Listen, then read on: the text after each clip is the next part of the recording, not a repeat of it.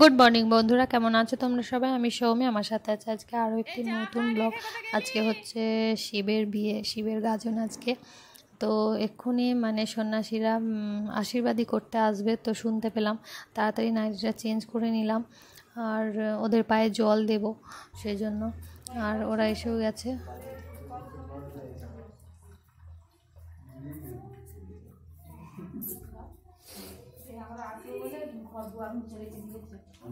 সকালে মোছা হয়ে যায়।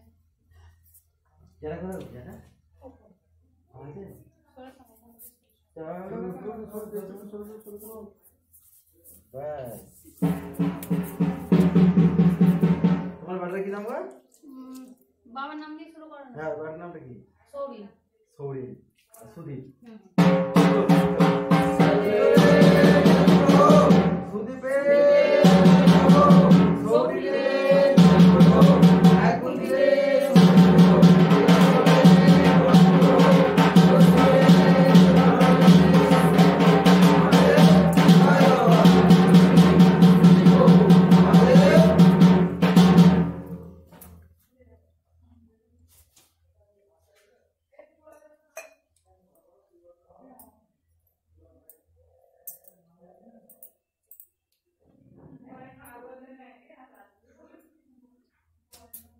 तुझे प्रणाम कर दिया है।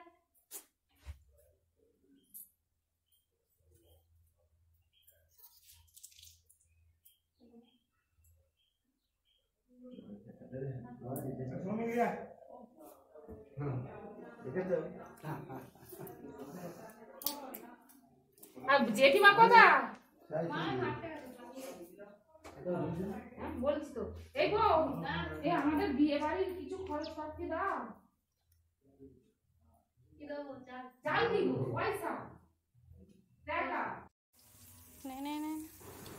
তো এতদিন বাড়ি ছিল না, শুধু বলতো যে এবছর আর ডাঁটা খাওয়া হলো না। তো এখন বাড়ি এসে আজকে দেখো দেরি করে চা খাচ্ছে, সেই জন্য ডাঁটাটা রান্না হয়ে গেছে দেখে বলে আমাকে ডাঁটাটা দাও, আমি ডাঁটা দিয়েই চা খাবো। তো ডাঁটা খাচ্ছে আর চা খাচ্ছে, মানে কীরকম ডাঁটা ভক্ত দেখো। আজকে রান্না হবে পটল চিংড়ি, ডাঁটার ঝোল আর শাক ভাজা।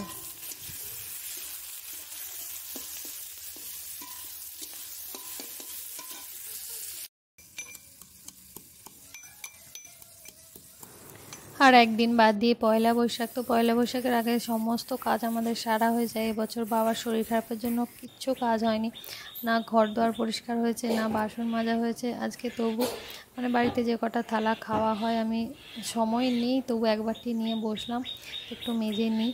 তো অন্য আদার্স কিচ্ছু কাজ এবছর সারা হয়নি, শুধুমাত্র বাবার শরীর খারাপের জন্য। আর মানে এবছর পয়লা বৈশাখের পুজোটাও কী করে হবে চিন্তা হচ্ছে। ঠাকুর বাসন আছে এখনও মাজতে।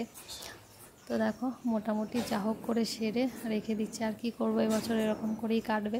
তো যাই হোক, নতুন বছরটা যেন ভালো কাটে এটাই কামনা। আর সন্ধ্যাবেলা দেখো হরিনাম এসেছে। তো 3 দিন আগে থেকে হরিনাম, একদিন রাস্তায় রাস্তায় করে, একদিন মন্দিরে মন্দিরে, আর একদিন বাড়িতে বাড়িতে। তো আজকে লাস্ট দিন, আজকে বাড়িতে বাড়িতে। এরপরে কাল একদম মানে মন্দিরে উঠবে, অধিবাস হয়ে যাবে, তারপরে হরিনাম শুরু হবে।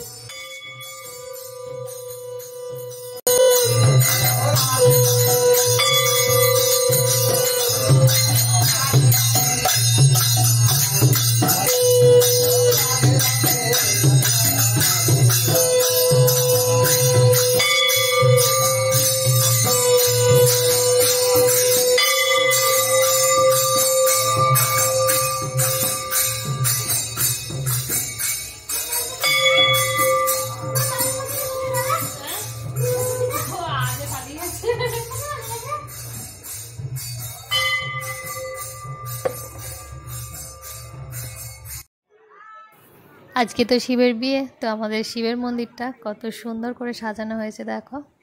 চলো আজকের মতো ব্লগটা এখানে শেষ করছি। ভালো থাকবে সবাই, টাটা, আবার দেখা হবে।